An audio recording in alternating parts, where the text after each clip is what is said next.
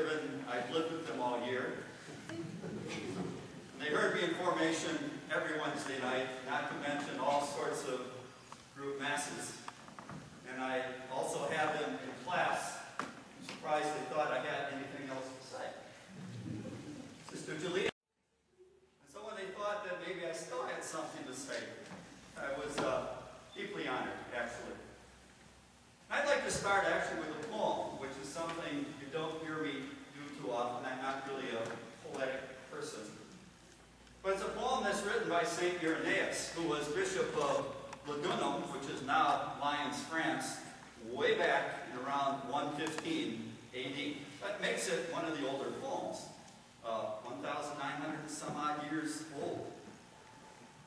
But I love it. It's a poem, somehow you hear it once and it really touches you. And it goes like this, if I can remember it. It's not thou that shapeth God.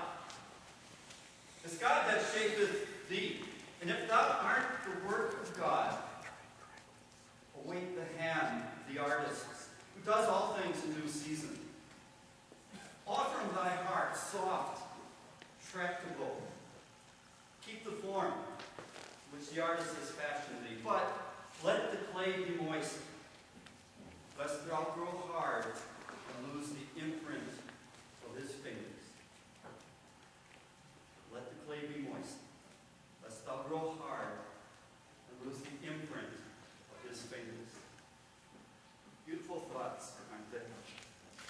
Maybe I like that poem so much because to me it speaks about what is formation, something you've been doing over the last few years. David hiding over there. Something you've been doing. Something I've been involved in as a formator for some 35.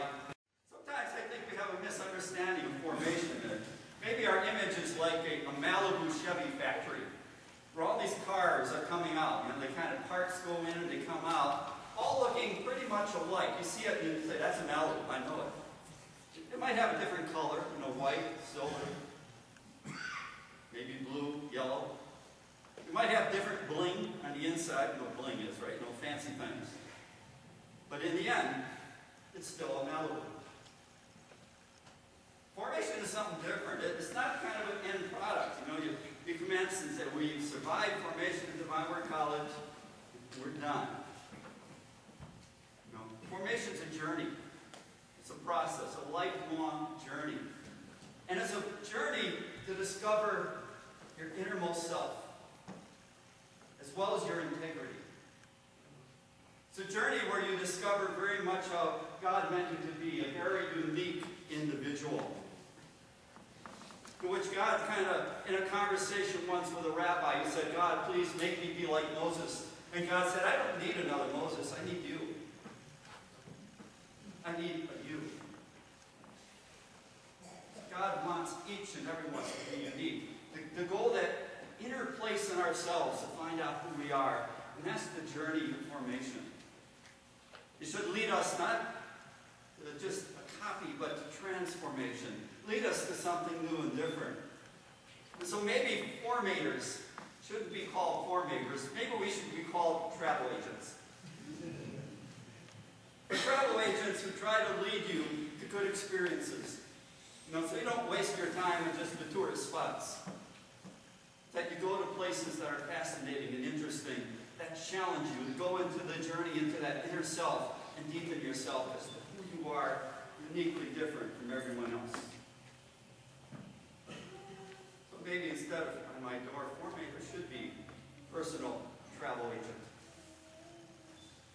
And you kind of select, you kind of look at those things and say, what's going to make me the better person that I am? What's going to make me unique? As in that second reading, that beautiful reading too, all the parts of the body. You can see the parts of the body arguing who's most important and who's best. And Paul is saying, they all serve a purpose. The feet don't say to the head, I don't need you. They're all needed. Maybe you don't, you probably don't remember it. In 1981, 30 years ago, which kind of says that that inner journey again is finding that unique gift that I am, that I bring to the community. It's a journey in community, it's a journey individually. But it's a hard one. And you get that in that beautiful first reading. And we say, say, how do I find out who I am on that inside? And the prophet Jeremiah is told by God, yeah, I'll tell you how. I want you to go down to the potter's house and watch. He doesn't give them big, heavy messages. He says, go down to the potter's house and just watch. And Jeremiah does that. And it's sort of an interesting image. Because you realize, how the potter works with this clay, and he kind of slaps it onto what's called a tournette, a wheel. He kind of slaps it on there. And we get the image back in Genesis. How does God create the first man and woman? He takes some clay from the earth that he breathes life into. So the potter comes pretty close to that, almost like God creating life into that pottery. I have some beautiful pots here. You can't believe that they were all done perfectly the first time. And that's what Jeremiah notices. He notices that the potter's kind of working, and then it doesn't turn out right. And he takes that clay, he throws it back again, he takes a mallet, and he pounds it to get all the bubbles that might be in there. He pounds the heck out of it. And he starts again. Maybe he has a little water. He starts to make something, and then it's not quite right again. Then he takes a knife, and he cuts off the little parts that he doesn't want. And finally, he gets getting to the shape, that the potter wants it to be. And Jeremiah, in looking at that, saying, this is how God talks to us in the ordinary things. We get so busy that we don't take time to say, when does God talk to us? So he talks to us in watching those ordinary things. In other words, turn off the chat room, turn off the computer, turn off all the busyness, be quiet. What I call listen to the Spirit, or listen to the scream of the butterfly. Because you have to be really quiet to hear that scream. Jeremiah says, the potter does that to the clay. That's what he does to me, too. That's what he does. We have a little piece of work here by one of the seniors. They're nice. Tim. This ain't his first attempt. His first attempt looked something like this, but when he put it in the kiln, Mary's head blew off.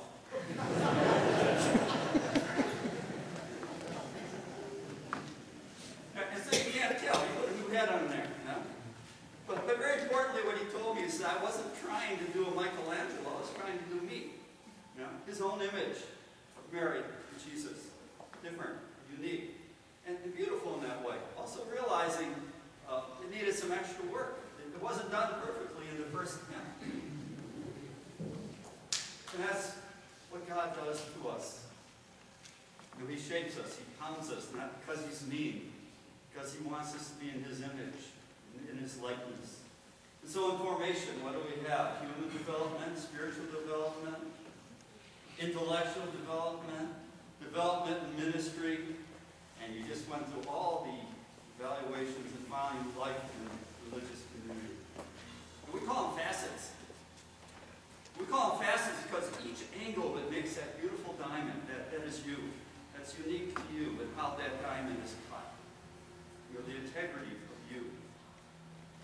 That's information that leads us to transformation, how that rough diamond is made into something beautiful.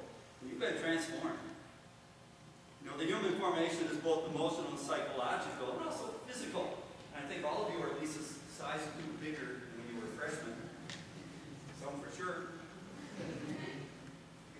But hopefully you're a size or two bigger emotionally and psychologically as well.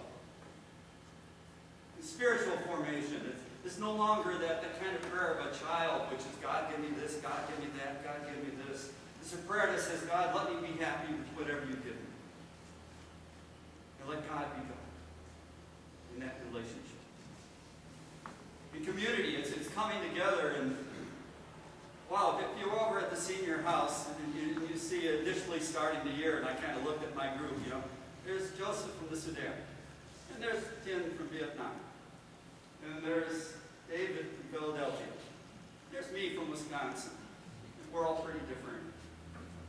And we had to figure out some way of living together and allowing each other to change each other, to transform. And then we challenge. I remember our first meal cooking together, because seniors have to learn how to cook. And all the three of them looked at me and said, I don't know how to cook. Boil water, maybe, that was about it. And I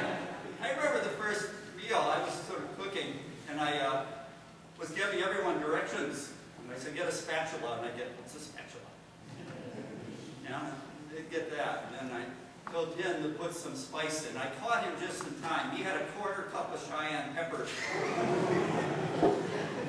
when the recipe called for a half teaspoon. And he said, I thought that was a little too much.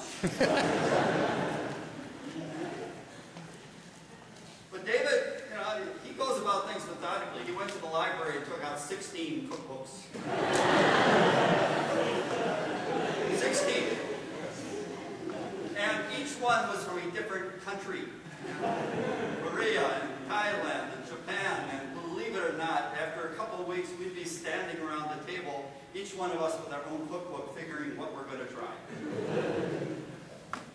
And believe me, there were a lot of, if you want to call it that, broken pots in the process. They learned, they were transformed from not knowing how to cook to being pretty good cooks. And I think the advantage of taking something out of a foreign cookbook is when it's done, you really don't know what it's supposed to taste like.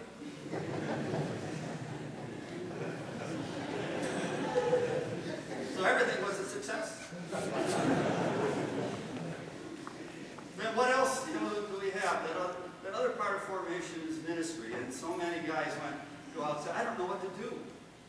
I go out there and there's this elderly person in a wheelchair who's grumpy. How am I supposed to minister to that person? And sometimes they found it was that person who ministered and changed them. Then finally, there's that intellectual development. The challenge of ideas. And how often we get knocked down in that one when we thought we had a perfect A and it came back with a D+. I shared with them one of my early, it happened to me twice, my very first philosophy test. I studied like crazy, even with Father Donaghy. I took the test and it came back 35 out of 100. I thought, I'm in trouble.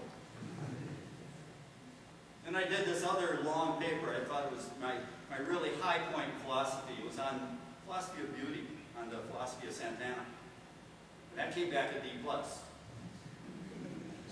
Turns out my teacher, Father Rockledge, wrote his dissertation on Santana. And he informed me I didn't know as much as I thought I knew. And that was that mallet pounding me down again. Yeah? And I'm saying I still need some more form, some more shape, some more transformation. Which is what formation is about. So you're just starting formation. You're in formation, you'll be there a long time hopefully until when you die. And you realize you're done. You know, Tin asked me this question, he was evaluating me. He said, how come you only tell me good things about the SPD? Say some bad things.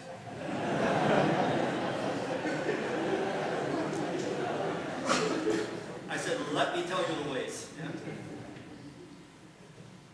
Because we're human too. We can make very bad judgments. We can be very human and be unfair sometimes.